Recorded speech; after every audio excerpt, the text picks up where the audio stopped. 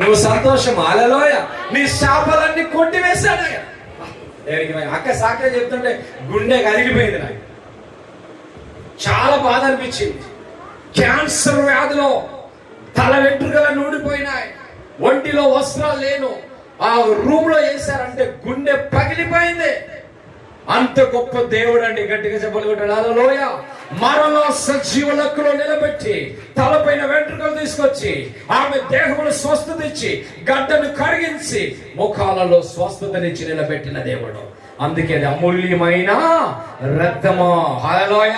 యేసు రక్తము ప్రతి శాపాన్ని కొట్టివేస్తుంది, మరణాన్ని సైతము సజీవంగా చేయగలిగిన నా యేసయ్య. హల్లెలూయ. ఎన్ని తరాలలో ఉన్న కర్స్ కూడా బ్రేక్ చేయగలిగిన దేవుడు.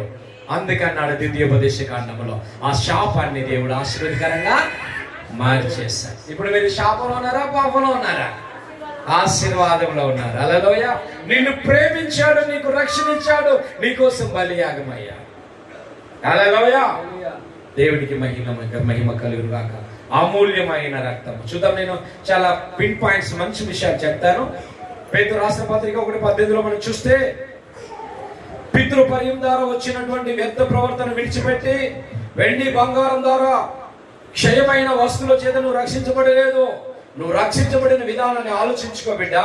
అమూల్యమైన రక్తము చేత, అనగా నిర్దోషమైన నిష్కలంకమైన గొర్రెపిల్ల వంటి క్రీస్తు రక్తం ద్వారా రక్షించబడ్డా. గట్టిగా చెప్పగలుగుతాడు. హల్లెలూయా. యేసే రక్తం ఎలాంటిదంట?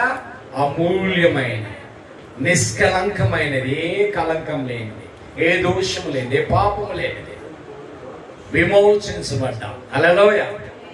ఎంత పరిశుద్ధమైన రక్తము ప్రపంచంలో ఎవరికి లేదు. ఆయన రక్తంలో ఎప్పుడు ప్రాణం ఉంటుంది. హల్లెలూయ. ఆయన సజీవమైన దేవుడు. చనిపోయిన ఏబేలు రక్తము కూడా ఆయనకు మరపెట్టింది. చనిపోయిన వాడు ప్రార్థన చేస్తే చనిపోయిన ఎముక బాగుపడ్డది. ఎలీషా ప్రవక్త సంవత్సరం కింద చనిపోయి సమాధి చేయబడితే ఒక చనిపోయిన వ్యక్తిని తీసుకెళ్లి అదే సమాధిలో పెడితే ఆ ఎముక తగిలితే చనిపోయిన వాడు బ్రతికినాడు. గట్టిగా చెప్పగలుగుతాడు. హల్లెలూయా. ఒక సామాన్యమైన ఎలీషా బాడీలో ఎముక తగిలితే చనిపోయిన వాడు లేస్తే నా యేసయ్య ఎన్ని తరాలకైనా సరిపోయిన వాడు. గట్టిగా చెప్పగలుగుతాడే. సామాన్యమైన మానవుని ఎముక తగిలితే చనిపోయిన వ్యక్తి వేశాడట.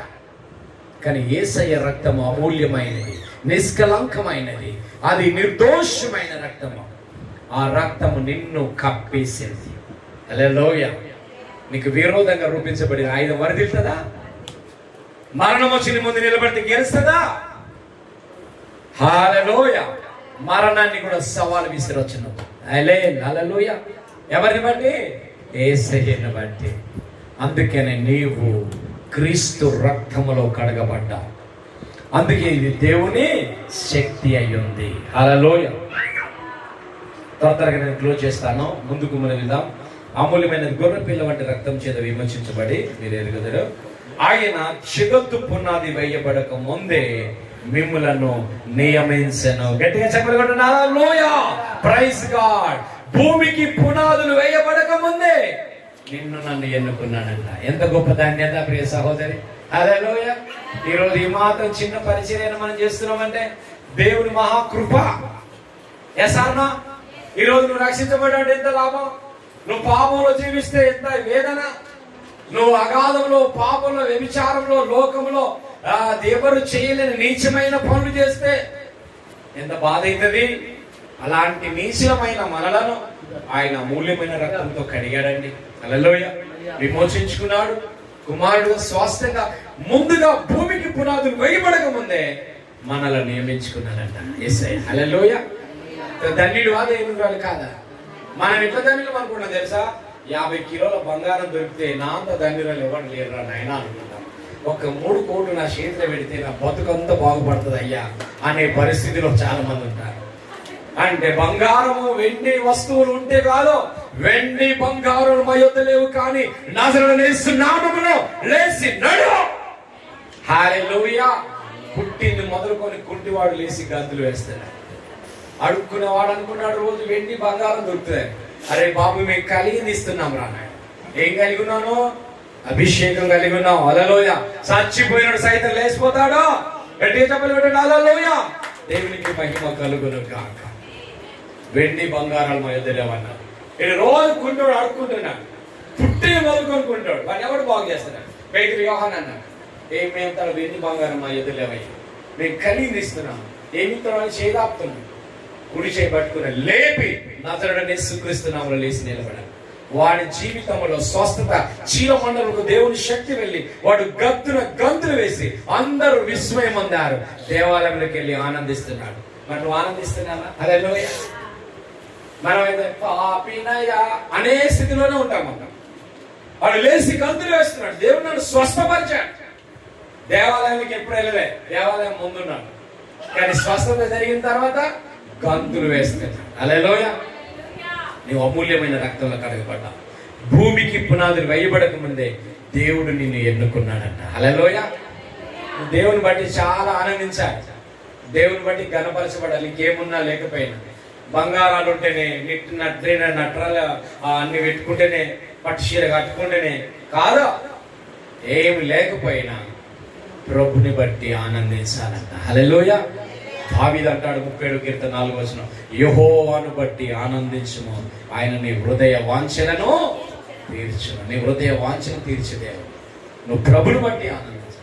పౌలు అంటాడు, అతిశయించేవాడు ప్రభుని బట్టి మాత్రమే అతిశయించాలి. కొంతమంది గుర్రాలను బట్టి, కొంతమంది రథాలను బట్టి, కొంతమంది ఆస్తులను బట్టి ఆనందిస్తారు, కొంతమంది అందాన్ని బట్టి ఆనందిస్తారు, కొంతమంది బలాన్ని బట్టి, కొంతమంది ఇదిగో తెలివితేటలను బట్టి. అందుకని పితృచారం ద్వారా వచ్చేదాన్ని నువ్వు ఎప్పుడు కూడా ఆలోచించదు. శరీర సంబంధమైన వచ్చిన బలం ఎప్పుడు ఉండదు, శరీర సంబంధం వచ్చిన సంపాదన ఎప్పుడు ఉండదు, శరీర సంబంధమైన అందము ఎప్పుడు ఉండదు. అందం మోసకరం, సౌందర్యము వ్యర్థము. హల్లెలూయా. కాబట్టి ప్రభు మనతో చెప్తున్న విషయం ఏంటంటే, అమూల్యమైన రక్తంలో కడగబడ్డాం, నిష్కలంకమైన రక్తం, పరిశుద్ధమైన రక్తం. అంత గొప్ప దేవుడు భూమికి పునాదులు వేయబడక ముందే మనల్ని ఏం చేశాడంట? ఆయన ఎన్నుకున్నాడంట. దేవునికి మేము చివరిగా ఒక మాట చెప్పేసి నేను క్లోజ్ చేస్తాను. మొదటి పేతురు రాసిన పత్రిక 1వ అధ్యాయం 22వ వచనం చదివి క్లోజ్ చేస్తాను వాక్యాన్ని. మీరు క్షయ బీజము నుండి కాక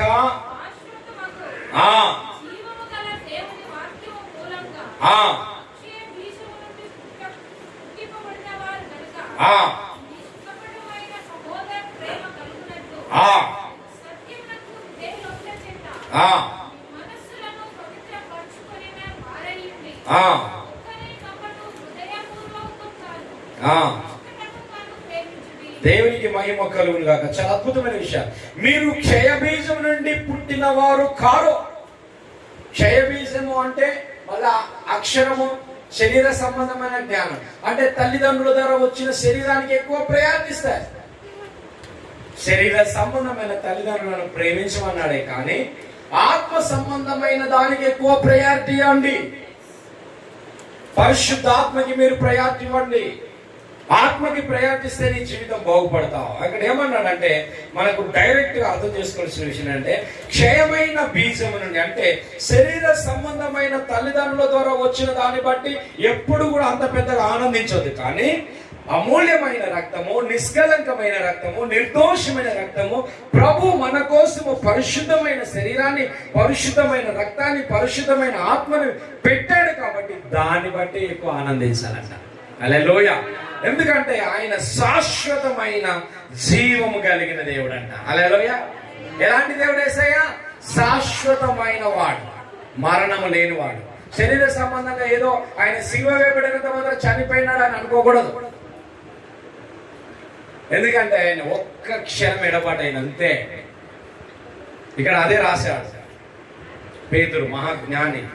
అక్షర బీజం నుండి పుట్టిన వారు, క్షయ బీజం నుండి పుట్టిన వారు కాదు, మీరు అక్షయ బీజము నుండి పుట్టిన వారు కనుక మీరేం చేయాలి అంటే, మీ సహోదర ప్రేమ కలిగినట్లు సత్యమును గురించి విధేయులు కావాలి. సత్యానికి ఏమైపోవాలా? సత్యాన్ని పట్టుకున్నాడే లైఫ్ లో వదిలిపెట్టదు అంతే. హల్లెలూయా.